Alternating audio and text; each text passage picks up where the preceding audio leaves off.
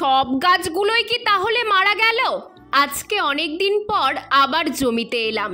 শুধু ছাদ বাগান করে পরিবেশ রক্ষা করা সম্ভব নয়, তাই সময় সুযোগ থাকলে জমিতে বড় গাছ লাগানো উচিত। আর জমিতে এসেই দেখা হয়ে গেল ঋষির বন্ধুদের সাথে। এদের একজনের নাম সুমি আর আরেকজনের নাম ষষ্ঠী। তোমাদের মনে আছে সপ্তাহ দুয়েক আগের একটা ভিডিওতে বলেছিলাম বাবা কিছু গাছ কিনে এনেছে জমিতে লাগানোর জন্য। তো গাছগুলো লাগানোর সময় আমি থাকতে পারিনি। আর এই 2 সপ্তাহের মধ্যে ঝড় জল বৃষ্টি অনেক কিছুই হয়ে গেছে, তাই আজ দেখতে এলাম গাছগুলোর কি অবস্থা।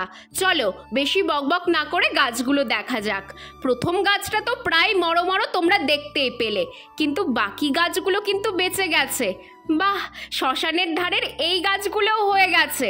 আচ্ছা, গাছগুলো তো তোমরা সবাই দেখলে, বলো তো এই গাছগুলোর নাম কি?